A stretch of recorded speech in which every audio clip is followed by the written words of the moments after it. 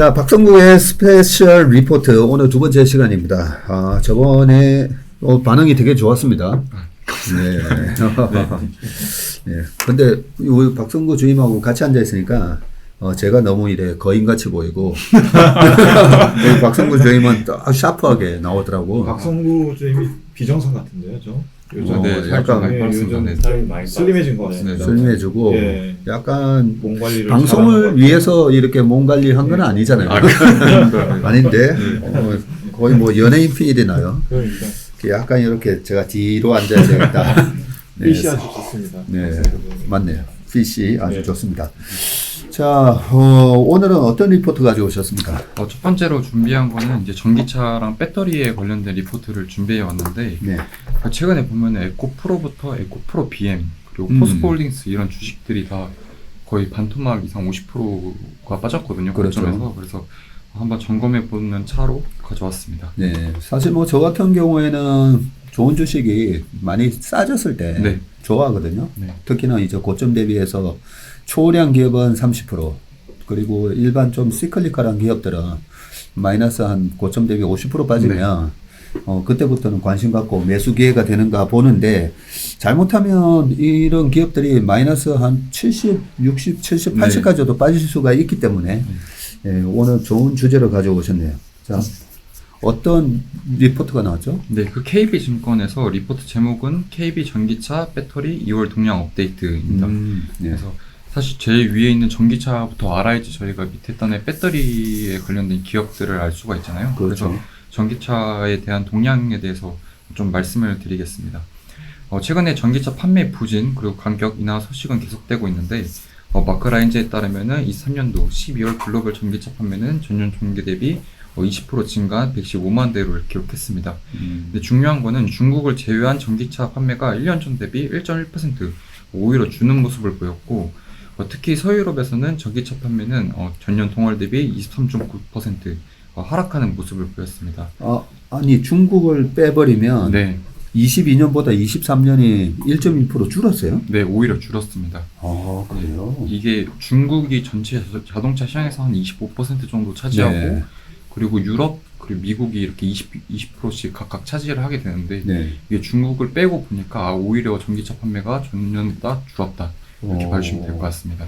네. 유럽에서는 되게 전기차에 대해서 드라이브를 강력하게 걸었었잖아요. 네. 근데 그러면 유럽 쪽도 좀 줄었습니까? 네, 실제로 줄었고, 서유럽 같은 경우에는 방금 말씀드린 것처럼 23.9% 하락을 했는데, 야.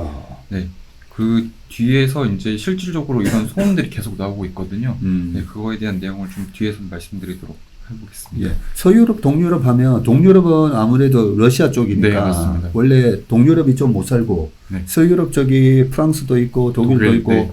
잘 사는 나라 쪽에서 오히려 서유럽에서 어떻게 그렇게 보면 많이 드라이브를 빠졌네. 가장 세게 걸었던 그래서 국가들 지역이었잖아요. 발 네. 빼고 있는 약간 네. 그런 느낌이네요. 네. 네. 그래서 현대차 그룹과 같이 중국에서의 전기차 판매가 사실상 전무하고, 미국, 유럽 전기차 시장에 의존하는 경우에는 전기차 시장의 위축이 더 크게 느껴질 수밖에 없었다 라는 걸 봐주시면 될 것 같습니다. 네. 특히나 저희가 미국 시장을 조금 잘 봐야 되는데, 미국 시장이 가장 이제 성장률이 좀 이렇게 가파르게 올라오는 게 한 23년 정도에 이제 시작이 되었습니다. 네. 그래서 미국 전기차 시장을 봐주시면은 12월에 전년 동월 대비 37% 빠른 성장을 이어갔지만 재고는 늘어나고 있다고 합니다. 이 콕스 오토모티브에 따르면 지난 2월 1일 기준 미국 신차 재고는 266만 대로 1년 전 대비 52% 증가했고, 전기차의 경우 지난해 말 기준 재고 일수가 113일에 달한다고 합니다. 근데 이 적정 재고 일수가 한 60일에서 90일이라고 하니까 최근 좀 판매가 부진하고 있다 이렇게 봐주시면 될 것 같고, 네.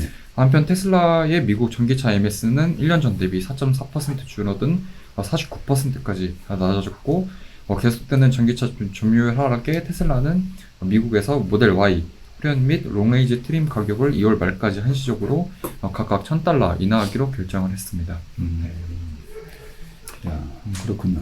근데 혹시 그 전기차가 많이 판매가 줄었는데 어떤 네. 모델이 더 많이 팔렸는지 혹시 좀 예감이 가십니까? 미국에서요? 전 글로벌적으로다가 혹시 어떻게?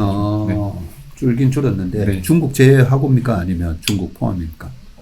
중국 포함해서 글로벌로 저희가 차를 살 때 어떤 뭐 브랜드를 살지도 중요하지만 전기차 그리고 하이브리드 그리고 내연기관차 이렇게 나뉘고 있잖아요. 최근에 뭐 하이브리드가 네. 굉장히 각광을 받는다고 들었거든요. 근데 그게 실질적으로 수치로 드러나게 되는데 네.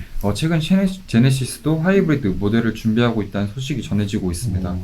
전기차 판매가 어려워진 반면 하이브리드 판매가 크게 증가하고 있는데 12월 기준 글로벌 하이브리드 차 판매는 1년 전 대비 36% 증가했고 미국의 경우 73% 증가하는 양상을 좀 보이고 있습니다. 73%나 증가했네요. 네, 그래서 오히려 글로벌 판매 전체 전기차는 20% 증가했는데 하이브리드 같은 경우는 36% 증가했고 미국에서는 전기차가 37% 증가했는데 하이브리드는 73% 증가했다. 이렇게 봐주시면 될 것 같습니다. 네. 야, 이런 거 보니까 2년 전에 그 토요타가 하이브리드를 계속 고집하면서 전기차에 대한 전환이 늦은 거에 대해서 뭐 2년 전만 하더라도 막 일본 위기 막 나올 때였거든요. 맞습니다. 작년 초까지. 일본의 정부 부채가 뭐 270%나 되고 이러면서 야, 일본이 침몰하고 있다. 네. 그리고 일본 토요타 왕국이 이 전기차에 대한 대비가 못 돼서 네. 침몰하고 있다. 뭐 이런 얘기가 있었는데 오히려 소비자는 하이브리드를 선택을 했네요. 네, 맞습니다. 실질적으로 완성차 업체들도 그런 모습들을 좀 보여주고 있는데 하이브리드의 강점을 갖고 있는 현대차 그룹 및 일본 자동차 3사 모두 전기차 전환의 과도기적 반개로 하이브리드 판매율을 올리고 있는 상황이고 혼다의 경우 각 모델별 최고 트림을 하이브리드로 구성할 계획을 밝힌 상황입니다. 현대차 역시 프리미엄 브랜드인 제네시스에서 하이브리드 트림을 추가하는 것은 매우 자연스러운 흐름으로 보인다. 이렇게 말씀을 해주셨습니다. 근데 그 하이브리드 하면 뭐 일단은 토요타가 네. 글로벌하게 네, 넘버 원인 잘하고, 것 같고 네. 현대차도 그 강점이 있죠. 네, 강점이 있고 실질적으로 지금 제네시스가 프리미엄 브랜드인데 네. 거기서 계속 그 하이브리드 모델로 만들어서 판매를 하려는 모습들이 현재 계속 보이고 있습니다. 네. 네. 네. 그러면 이제 2차 전지에 대해서 좀 말씀을 드리겠습니다. 저희가 셀을 먼저 봐야지 또 밑에 단까지 볼 수 있으니까 네. 23년도 글로벌 배터리 사용량을 YOY로 말씀드리면 1Q에 133GW로 YOY로 39% 성장했고 2분기에는 60%, 3분기에는 36% 성장했는데 4분기 27%로 성장률은 둔화되고 있으나 지속 성장 중임을 좀 확인할 수 있습니다. 그래서 올해 상반기 판매량이 부진하더라도 24년도 전체로 보면 성장률은 시장의 일시적 성장세 둔화를 반영한 20% 중반대 성장이 가능할 것이다. 이렇게 KB 쪽에서는 보고 계신 것 같고 네. 반면 장기 수요 개선은 여전히 불확실해 보이는데 그 위에서 말씀드렸던 그 움직임을 말씀드리면 유럽에서의 35년도 내연기관 판매 금지법이 지연될 수 있다는 발언이 지속 나오고 있고 탄소 중립적 연료 허용 그리고 최근 제네시스도 하이브리드 개발 중이라는 소식이 알려졌기 때문입니다. 또한 최근 중국의 BYD도 멕시코에 공장 부지를 검토하는 등 경쟁도 악화되고 있는 것을 확인할 수 있었습니다. 네. 이런 게 사실 반도체의 엔비디아나 네. 아니면 반도체 장비의 ASML이나 네. 그 독보적인 그런 회사인 경우에 그 다른 회사들이 다른 대체제를 못 만들고 있는데 네. 근데 이 전기차 시장 특히나 배터리나 이런 데 보면 지금 어떻게 보면 약간 레드오션 느낌? 네, 막 맞습니다. 경쟁이 네. 엄청 치열한 네. 느낌이에요. 네. 실질적으로 지금 중국에서 먼저 공급 과잉이 시작이 됐는데 네. 이게 지금 전 세계적으로 약간 공급 과잉 현상이 좀 보이고 있거든요. 네. 네. 그래서, 네. 근데 그렇게 많이 그 경쟁자들이 이 시장에 뛰어든 이유가 네. 높은 성장률 때문에 본 네, 거잖아요. 맞습니다. 그리고 내연기관 여기 적혀 있듯이 35년 되면 일단 내연기관 다 이제 금지되니까 네. 그걸 바라보고 했었는데 이게 자꾸만 또 연기할 수 있단 말이죠. 네, 맞습니다. 아, 실질적으로 성장도 꺾이고 있고 네. 저번에 지난번에 주무님도 말씀하셨지만 이게 워렌 버핏이 어떤 기업을 선택할 때 자기는 성장성보다 어떤 해자를 중요시 여긴다 네. 이런 근데 그 두 가지 지금 문제가 다 드러나고 있는 상황이어서 그러네요. 주가가 실질적으로 반토막 나는 건 어떻게 보면 좀 자연스러운 현상이다 이렇게 저는 판단을 하고 있습니다. 예.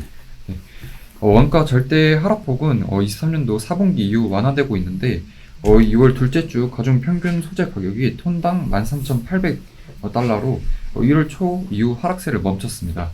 한계 생산 비용 수준이나 중국 춘절 기간 거래 감소 영향일 수도 있어서 춘절 이후 방향성이 중요하고 다만 추세적 반등을 위해서는 전반적인 전기차 판매량 개선이 동반되어야 한다. 이렇게 말씀을 해주셨습니다.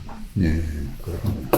이제 가장 그 개인 투자자분들께서 이제 관심이 많으실 2차전지 소재에 대해서 좀 말씀을 드리겠습니다. 네, 네, 소재 업체들이 23년도 4분기 실적은 컨센서스를 모두 하회했는데 이유들에 대해서 말씀드리면 첫 번째로는 전기차 수요 둔화 흐름에 더해 고객사들의 강도 높은 재고 조정이 이루어져서 대부분의 소재 업체들이 출하량 쇼크를 겪었고 이제 Q에 대한 설명이었고 양극재 업체들의 경우 리튬 가격 급락 영향으로 수익성이 크게 악화되었습니다. 양극재의 판가는 고정되지 않고 원자재 가격에 연동되지만 광물 매입 시장과 양극재 매출에 인식되는 시점의 시차로 인해 고가 매수, 저가 판매가 이루어졌기 때문에 실적 부진이 불가피했다. 이거는 이제 P에 대한 설명일 그렇죠. 수 있고요. 이에 더해서 양극재 업체들의 원재료 및 상품에 대한 재고자산 평가 손실이 크게 발생했는데 LNF가 2,500억 원으로 시작해서 포스코 퓨처인, 에코프로비엠 모두 4분기 대규모 일회성 비용을 반영했습니다. 리튬 가격이 24년도 1월까지 지속되었기 때문에 일부 업체들은 1분기에도 다시 한번 재고자산 평가 손실이 발생될 것으로 전망이 된다. 이렇게 봐주셔서 KB증권에서는 결론적으로 1월과 마찬가지로 2차전지 소재 업종 내 분리막을 양극재보다 더 선호한다라는 의견을 제시하셨고 네. 리튬 가격 급락세가 멈춘 적은 유의미하나 부진한 전방 수요 흐름이 개선되기 전까지는 리튬 가격이 큰 폭으로 반등할 가능성은 낮을 것으로 전망이 되고 이는 결국 양극재 업체들의 실적 개선 속도도 제한적일 수밖에 없기 때문이다 라고 밝혔습니다. 그리고 그 밑에 차트가 지금 딱 나오는데 네. 탄산 리튬 가격의 추이, 네. 그리고 니켈 가격 추이, 네. 코발트 가격 추이. 요게 양극재를 만드는 회사들이 네. 이런 재료를 사와서 만들어서 네. 이제 판매를 그 셀 메이커들한테 네. 하는데 이 원가 연동제가 되다 보니까 이러한 원자재 가격이 올라가면 네. 판가를 높여주는데 그 전에 싸게 사왔던 걸 높게 팔았으니까 21년, 22년, 특히 22년도하고 23년 상반기까지는 네. 높은 수익이 나왔었는데 그 이후에는 오히려 지금 반대로 고가 매수한 원자재가 네. 지금 반영이 되면서 판가는 낮아져 있고 네. 그러면 그때 저가 매수해서 고가로 팔았던 그 이익도 어떻게 보면 약간 착시 네. 현상이었고 네. 지금도 그게 다 뒤집어지는 거니까 어떻게 보면 이 전체를 한번 합해보면 수익성이 어느 정도 나오는지 네. 계산이 될 것 같긴 한데 지금 탄산 리튬 가격은 21년 정도 가격까지는 빠졌네요. 네, 맞습니다. 결국에는 다 제자리로 돌아온 상태이고 그렇네요. 네. 제가 가장 조금 눈여겨보는 거는 이게 결국에는 원가에 따라서 그 시기화를 장기적으로 늘려놓고 보면은 미드 싱글 정도 OPM 정도가 나올 걸로 보이긴 하지만 미드 싱글이면 네. 한 5% 정도다 그죠? 네, 근데 이게 이익의 변동성이 원가에 따라서 추렁추렁하기 때문에 결국에는 높은 멀티플을 받기에는 조금 힘든 상황이지 않나. 그런 걸 실제로 이번에 딱 보여줘 버렸잖아요. 네. 그래서 그게 저는 가장 우려되는 좀 부분입니다. 예. 그리고 뭐 초기에 공장 건설에 막대한 이제 시설 투자금이 들어가고 거기에 따른 감가상각비가 많이 됐을 건데 그런 고정비에 대한 부분이 시간이 지나면서 감가상각비가 어느 정도 처리되고 나면 삼성전자 같은 경우 그러니까 세계 최고의 원가 경쟁력을 가진 부분도 뭐 그런 여러 가지 부분이 반영이 돼 있기도 했었는데 예전에 지금 이제 가격이 원자재 가격에 대한 이런 이익의 착시 현상이나 왜곡 현상이 이제 없어지고 났을 때 진짜 실력이 드러날 건데 초기 투자했던 그런 공장에 대한 감가상각이 어느 정도 반영이 되고 나면 이익이 개선될지 그러면 감가상각도 이게 거의 가속상각법을 쓰는지 정률상각을 쓰는지 뭐 그런 것도 좀 체크는 해봐야 돼요, 그죠? 근데 송고주임이 얘기했듯이 그 배터리 관련된 사업 자체가 감가상각보다는 원재료 가격이 미치는 영향이 훨씬 큽니다. 네, 훨씬 크죠. 아주 훨씬 큽니다. 야, 근데 우리가 투자를 할 때 그 투자하는 기업의 이익에 대한 그 가시성이라고 하잖아요. 그걸 이제 feasibility라고 하는데 이 매크로 변수에 의해서 이익이 왔다 갔다 하는 기업들 밸류에이션은 많이 못 받잖아요. 그죠? 맞습니다. 왜냐면 어떻게 될지 모르니까. 네. 아, 이게 결국에는 그래서 그 가장 원가 중에 차지하고 있는 비중이 큰 게 탄산리튬이거든요. 네. 그래서 저는 시클리컬로 좀 규결되지 않을까. 이 양극재나 이런 업체들의 주가의 팩터가 결국에는 탄산리튬으로 좀 규결되지 않을까. 왜 저희가 대한유화 같은 것도 PPI 같은 거를 그러네요. 주가의 팩터로 사용을 하잖아요. 네. 그렇게 규결될 가능성이 조금 높다고 판단을 하고 있습니다. 야, 그 말씀에 좀 힌트가 되긴 되네요. 옛날에 LG화학이 2차 전지를 품고 있을 때 일반 순수 시클리컬 케미컬보다는 피어 케미컬보다는 항상 좀 그나마 밸류에이션 네. 높게 받았는데 네, 맞습니다. 그게 2차 전지라는 부분은 좀 스페셜하던 거다. 네. 범용은 아니고 그죠? 맞습니다. 네, 스페셜하고 실제로 세계적으로 높은 기술력을 가졌던 거고, 근데 이런 부분들이 앞으로 계속 이게 커머디티화, 법령화되는 제품이 네. 되는 거냐, 지금 그게 이제 어떻게 보면 밸류에이션에 네. 크게 영향을 줄 건데, 맞습니다. 전 길게 보면, 결국은 이런 부분들도 일반 화학업체나 소재 네. 업체들처럼 시클리컬한 영역에 밸류에이션을 받게 되지 않을까. 네, 맞습니다. 그런 의견을 또 얘기를 해주셨습니다. 네. 네, 우리가 리포트를 보면서 리포트에 대해서 우리 나름대로 해석을 해야 되고 그죠? 저는 또 이 부분을 마무리하기 전에 이런 말씀을 좀 드리고 싶어요. 지나고 보니까 작년에 2차전지 소재 기업에 대한 지금은 아닙니다라고 얘기했던 리포트가 네. 맞았잖아요. 네. 제가 어떤 그 댓글을 보면서 힌트를 얻었었는데요. 그분이 지나고 보니까 애널리스트들 얘기가 맞았네. 영업이익이 좀 네. 악화될 수 있다. 그러면 지금부터는 저는 제가 하는 방법인데 과거 1년치 제가 리포트 잘 안 버리고 놔두잖아요. 그러면 맞은 사람 리포트를 네. 계속 봐요. 저는 맞춘 사람. 어쨌든 그 사람이 1년 전에 지금처럼 영업 환경이 악화될 부분에 대해서 맞췄으니까. 네. 그러면 지금 그 사람들은 어떤 의견을 내는지 계속 좀 팔로우를 하면서 네. 보는 게 나을 것 같다는 생각이 있고, 일단 코발트 가격도 다 빠졌고 리튬 가격도 최근에 빠져서 옆으로 횡보하고 있으니까 그죠? 횡보하는 기간입니다. 네, 이제는 원자재 가격에 대한 부분을 그냥 요 가격에서 멈춘다라고 가정을 했을 때 실제로 실적 추정을 어떻게 했는지 그분들 리포트를 좀 보고 싶다는 생각이 들었습니다. 네. 네, 감사합니다. 지금 2차전지 소재에 대해서 투자를 하고 계시는 분들이 많아서 저희가 리포트 나올 때마다 계속 팔로우를 해드리겠습니다. 자, 그 다음 리포트는 또 KB증권의 이현택 연구원 자료네요. 네, 맞습니다. 전략하시는 분이잖아요. 네, 제목 자체가 모두가 안 좋아하는 증권주의 탑다운 매수 타이밍 사례 이렇게 적어놓으셨습니다.